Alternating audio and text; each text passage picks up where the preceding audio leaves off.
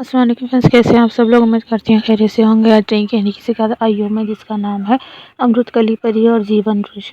बहुत समय पहले 7 रंगों की घाटी के बीच एक रहस्यमय वन था। उस वन में केंद्र में खड़ा था जीवन वृक्ष, एक दिव्य वृक्ष जिसकी जड़ों से धरती को शक्ति, आकाश को संतुलन और प्राणियों को जीवन मिलता था। कहा जाता था कि यदि जीवन वृक्ष मुरझा जाए तो पूरी सृष्टि धीरे धीरे फीकी पड़ जाएगी। उसी वन में रहती थी एक कोमल हृदय की परी, अमृतकली परी।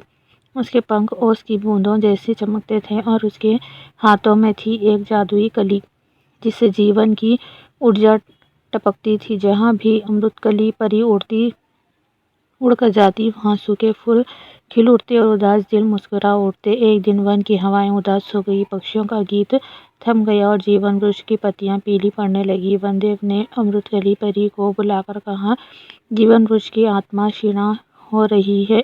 यदि इसे अमृत न मिला तो यह सदा के लिए सूख जाएगा।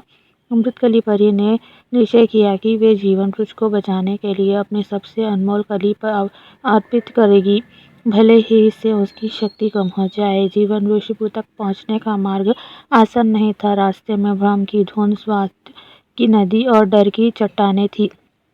भ्रम की धुंध ने उससे कहा, अपनी शक्ति बचा लो, क्यों दूसरों के लिए बलिदान कर रही हो। स्वार्थ की नदी फुसफुसाई, अगर कली दे दी तो तुम साधारण परी बन जाओगी। डर की चट्टानों ने रास्ता रोक लिया, लेकिन अमृतकली परी का मन शुद्ध था। उसने कहा, सच्चा जीवन बांटने से बढ़ता है, छीनने से नहीं। उसके शब्दों से मार्ग स्वयं खुलता चला गया।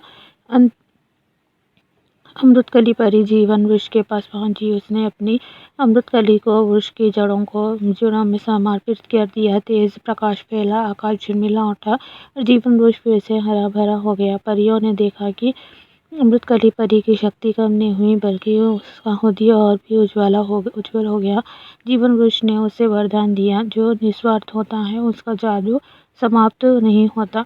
उस दिन के बाद अमृतकली परी जीवन और करुणा की रक्षा करने कहलाने लगी। वन फिर से हंसने लगा और संसार ने ये सीख पाई कि निस्वार्थ प्रेम और त्याग की सच्चा अमृत है।